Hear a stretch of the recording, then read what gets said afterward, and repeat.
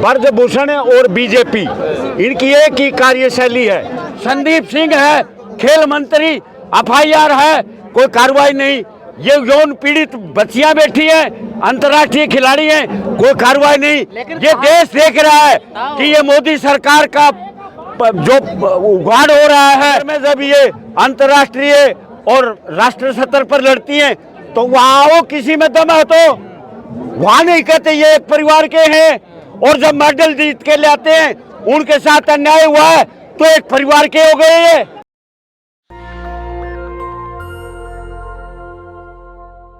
वो तो वापिस करने की बात जो कह रहे हैं, ब्रजभूषण की बात, ब्रजभूषण और बीजेपी इनकी एक ही कार्यशैली है। जिसका दोष करो उसको आरोपी बना दो, आरोपित कर दो, उसको आरोपित कर दो और भ्रम पैदा कर दो। ये पॉलिसी है बीजेपी और संघ की, उसी के तहत ये बोल रहे हैं। वो तो कह रहे हैं संस्कारी पार्टी है हमारी। भाई ये तो कुछ भी कहें, ये तो झूठ बोलते हैं, सच बोलते ही नहीं। जो मोदी सरकार और बीजेपी कहती है वो करती नहीं, और जो कहती नहीं वो करती है। इसका उदाहरण है कि ये 3 कानून, काले कानून आने से पहले ये पूंजीपतियों के गोदाम बन के तैयार हो गए थे, और उन्होंने नहीं कहा था एयरपोर्ट का उद्घाटन करते हैं, विदेशी पूंजीपति आएंगे और जनता को बरगलाते हैं। वो तो तपस्या में कमी रह गई ना उनकी। क्या की में तपस्या में किसानों को समझा नहीं पाए वो। समझा, ये बकवास कर रहे हैं। ये देखो WTO की ड्राफ्टिंग थी, मोदी सरकार ने उसको पास किया था, और किसानों ने जब उसका अस्तित्व खत्म होता दिखा तो वो सड़कों पर आ गए। बैरिकेड आपने देखे होंगे, कितने बड़े बैरिकेड जैसे जुड़ू, कोई पाकिस्तानी आगे या चाइना के लोग आगे, हिंदुस्तानी किसानों को, जो किसानों का देश है, उनको रोकने के लिए काम किया था। क्या वो वैधानिक था? लेकिन सरकार पे कोई असर नहीं पड़ रहा। सरकार पर असर होगा। अब देश में युद्ध, ये आंदोलन की जरूरत नहीं है, अब देश में क्रांति की महसूस हो रही है। 8 अन्याय हो गए। आप एक बात बताओ, अजय टोनी गृह राज्य मंत्री और अपने गृह क्षेत्र में जो वो प्रोग्राम कर रहा था, 3 दिन पहले कहा कि मैं मंत्री नहीं कुछ और भी हूं, तुम जानते हो, और उसके 3 दिन के बाद उसके लड़के ने थार जीप से किसानों को कुचल दिया। उसकी गिरफ्तारी हुई जन दबाव में, और उसके बाद चुनाव के दौरान उसके लड़के की जमानत हो गई, और पीड़ित परिवार जब सुप्रीम कोर्ट गए जमानत कैंसिल हो गई।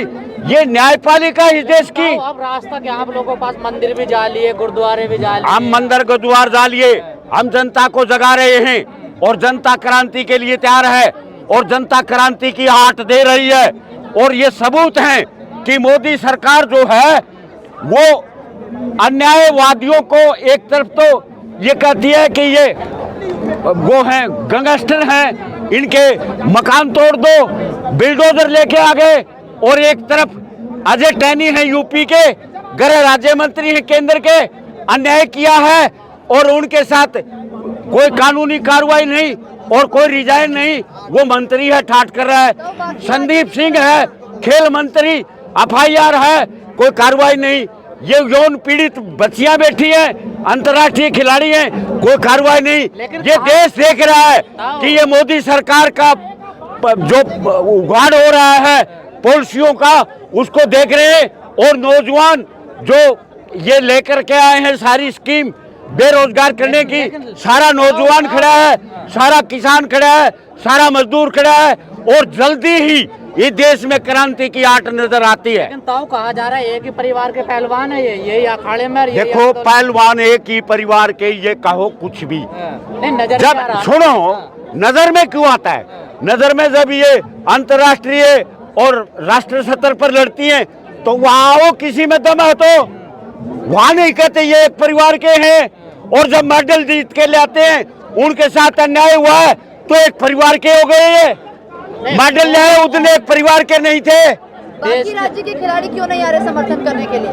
बाकी उनको दबा दिया गया है, उनको डरा दिया गया है, उनको धमका दिया गया है, लेकिन आएंगे और क्रांति आएगी अकेले खिलाड़ी नहीं, पूरे देश का नौजवान आएगा, पूरे देश का जवान किसान आएगा, पूरे देश का मजदूर आएगा और देश बहुत तंग आ गया है। 12 साल तक क्यों चुप थे पहलवान? ये बेटा आप लड़की हो, आबरू को बहुत मुश्किल से, ये तो पहलवान थी। आपने देखा है सरसा के बाबा का पर्दाफाश किसने किया था? राम रहीम का। हाँ, राम रहीम का किसने किया था? वो इन्हीं परिवारों की लड़की थी।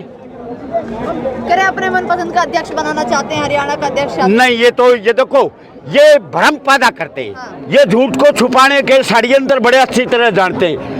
इनके पास सभी विशेषज्ञ हैं और वो विशेषज्ञ इनको ड्राफ्टिंग बना के देते हैं, वही मंत्री बोलते हैं, वही बीजेपी का नेता बोलता है, बाकी कोई नहीं बोलता। ये अपने मन से नहीं बोलते। ऐसा मामला एक देखने को मिला ना, नरसिंह यादव के साथ क्या हुआ, तो उससे तो लोगों में देखिए शंका पैदा होती है ना। देखिए नरसिंह यादव के साथ क्या क्या हरियाणा के पहलवान ने, तो सबको नजर आता है ना। देखो क्या ये तो बरगलाने की बात है, कुछ नहीं नहीं नहीं, किसको ये बकवास करती है सरकार। ये सुप्रीम कोर्ट पर भरोसा नहीं रहा। सुप्रीम कोर्ट, आप एक बात तो बताइए, बड़ी ध्यान की बात कराई है। 4 साल पहले सुप्रीम कोर्ट के 4 जजों ने एक प्रेस कॉन्फ्रेंस करके और देश को ये बताया था, इस देश में संवैधानिक व्यवस्थाएं भंग हो गई हैं, हम देश को अवगत कराना चाहते हैं और देश खंडहर में जा रहा है। उस बात को भूल गया देश। और वो जज कहाँ गए? उन जजों में क्या हुआ आपको पता है? सुप्रीम कोर्ट के जज के ऊपर एक महिला कर्मचारी का आरोप लगा करके दब्बू बनाया गया। इस देश में संवैधानिक व्यवस्थाएं भंग हो चुकी है।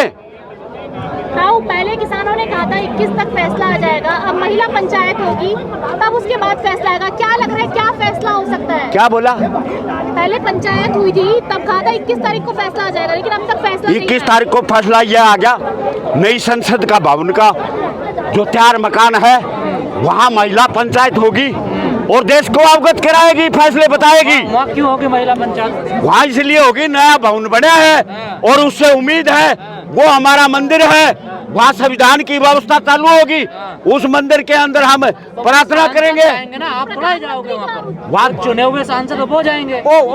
उसके अंदर थोड़ी जा रहे हैं हमें, उसके आगे तो जा सकते हैं, अधिकार है, उस सड़क पर तो जा सकते हैं, उसमें जाकर के। और महिलाओं के साथ ही देश में क्या हो रहा है अवगत कराने के लिए वो आयोजन रखे है। नेशनल दस्तक की आपसे गुजारिश है कि अगर इसको बचाना चाहते हैं तो नेशनल दस्तक को सब्सक्राइब करने के लिए रेड कलर के सब्सक्राइब बटन को दबाएं, फिर बेल आइकन की घंटी दबाएं। नेशनल दस्तक को बचाने के लिए बहुत जरूरी है कि हर खबर को शेयर करें, लाइक करें, कमेंट जरूर करें।